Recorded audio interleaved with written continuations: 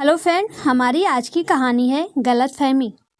नंदा, जिसके ओठों पर हर वक्त हंसी की लाली रहती थी, आज वो खून के आंसू रो रही है। पति मनोज ने उसके साथ विश्वासघात किया था।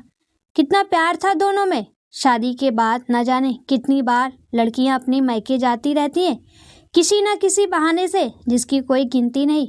पर इन 7 सालों में 7 बार ही मुश्किल से गई होगी मायके। एक तो 8-10 घंटे का सफर तय करना पड़ता था। दूसरे, मनोज ने प्यार इतना दे दिया कि मायके की याद भी कम आती थी। और फिर नंदा के मायके जाने से मनोज को खाने पीने की दिक्कत हो जाती थी पीछे से उसके। दोनों अकेले जो रहते थे। दिल्ली में सब कुछ ठीक ठाक चल रहा था। इसी बीच नंदा को एक बेटी हुई। वो अब अपनी गृहस्थी में और भी रच बस गई थी। बड़े मजे से उसकी गृहस्थी की गाड़ी चल रही थी। ना ही सास ससुर की चिकचिक, ना ही किसी और रिश्तेदार की। ससुराल उसकी मायके के पास ही थी, तो वो तभी एक साथ दोनों जगह पर मिल आती थी। जब कभी भी उसे किसी की मदद चाहिए होती तो पास ही की गली में उसकी सहेली दामिनी रहती थी, वो उसके पास चली जाती थी। आज भी नंदा दामिनी के पास आई है। रोए जा रही है, चुप होने का नाम ही नहीं ले रही है। दामिनी के लाख पूछने पर भी नंदा बता नहीं पा रही थी, जबकि दोनों अपना सुख दुख खुलकर बांटती थी। दोनों के बीच कोई पर्दा नहीं था। आखिर बताती भी तो कैसे। नंदा मनोज पर अंधा विश्वास करती थी। थोड़ा रोकर जब मन हल्का हुआ तो कुछ शब्द निकलकर बाहर आए मुंह से। कहने लगी, तू ठीक कहती थी, मर्दों पर इतना विश्वास अच्छा नहीं होता है। मैं ही पागल थी जो उसके ऊपर प्यार में डूबी रही। नंदा की बेटी आहना बहुत छोटी है, पर इतनी भी नहीं कि वो ये ना समझ पाए कि कुछ हुआ है। वो ये तो समझ रही थी कि कुछ हुआ है। मम्मी रो रही थी और पापा सुबह गुस्सा हो रहे थे, पर क्यों ये समझ नहीं पाई। आखिर वो 5 साल की ही तो थी। बच्चे कुछ और समझे या ना, पर प्यार, गुस्सा और नफरत की भाषा बखूबी समझते हैं। बस नंदा को देखे जा रही थी और उदास थी। दामिनी ने धीरज बंधाते हुए कहा, तूने अंकल आंटी को फोन कर दिया क्या? नहीं, नंदा ने ना में गर्दन हिलाई। कहते हुए दामिनी ने लंबी सांस ली। वो उठकर रसोई की ओर गई। 2 कप चाय के साथ कुछ खाने का भी लाई और आहना के लिए नूडल्स भी। नूडल्स देखते ही आहना सब भूल गई थी कि उसकी मम्मी पापा के बीच झगड़ा है। उसकी मम्मी रो रही, काश हम भी हमेशा बच्चे ही बने रहते तो गम किधर जाता पता ही नहीं चलता।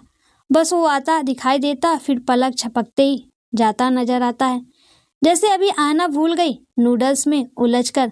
काश हमें भी कोई ऐसा नूडल्स रूपी चीज मिल जाती जिसमें उलझकर सब गिले शिकवे, नफरत, गुस्सा, धोखा सब भूल जाते। सोचते सोचते उसकी चाय कब खत्म हुई पता चला तब, जब कप खाली गया मुंह में। अब विस्तार से नंदा सब बता रही थी कि क्या हुआ। सुन, कल जब मैं अपनी साड़ी की मैचिंग एसेसरीज लाने गई थी, तब रास्ते में मैंने मनोज को देखा एक लड़की के साथ।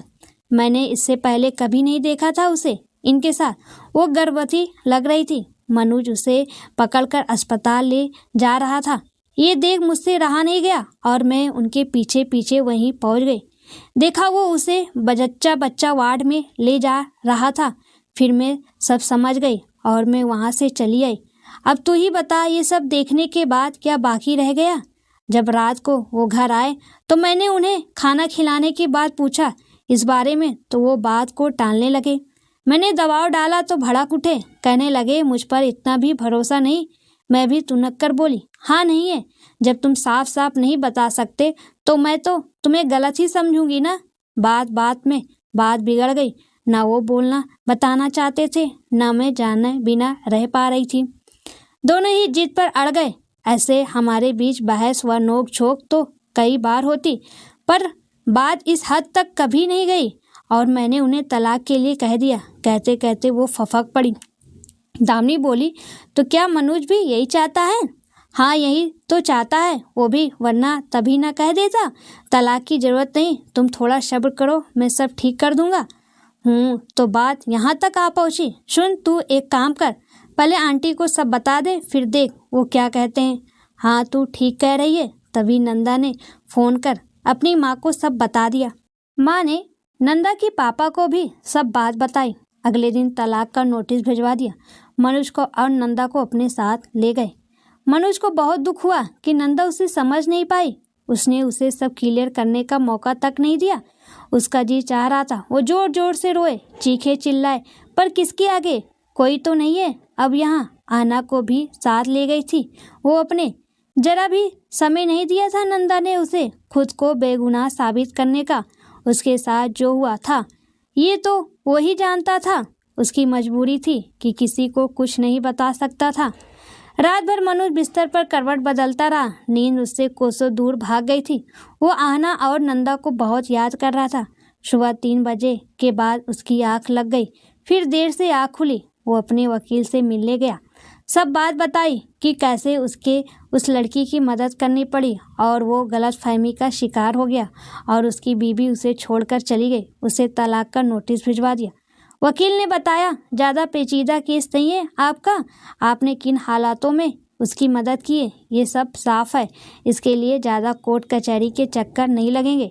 ये केस तो दोनों पक्षों को आमने सामने बैठाकर सबूतों को सामने रख सुलझा सकता है, क्योंकि आपके केस में आप पर कोई झूठे सच्चे लक्षण नहीं लगाए गए हैं। साफ और सीधी बात की गई है। और जैसा कि आपने बताया कि कभी कोई मनमुटाव या कोई गलत बात नहीं थी, आप दोनों के बीच आपकी खुशहाल गृहस्थी चल रही थी। वकील की बात ने मनोज को थोड़ा आश्वस्त किया और वो थोड़ा आरामदायक महसूस कर रहा था। घर आकर कुछ नमकीन बिस्किट खाकर लेट गया। वो उन दोनों को बिना खुद को असहाय व फीका फीका महसूस करने लगा। कई बार कोई आहट होती तो उसे लगता आना आई है। मनोज नंदा को फ़ोन करता तो वो उसका कॉल नहीं उठाती, लेकिन बार बार करने पर वो आहना के साथ हाथ में मोबाइल दे देती। आहना अपने पापा से बात कर बहुत खुश हो जाती और कहती, पापा आपके बिना मन नहीं लगता, कब लेने आओगे? तब मनोज का भी मन भर आता और कहता, मैं अभी थोड़ी बिजी हूँ बेटे, जल्दी आऊँगा, लव यू मेरा बच्चा, और कॉल कट कर देता।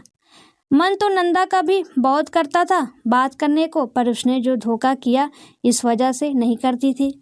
कुछ दिन गुजरने के बाद जल्द ही दोनों के फैसले का दिन आया। दोनों की ओर से लोग आए थे। वो लड़की की त्रिशा को भी बुलाया गया, जिसकी वजह से ये सब हुआ।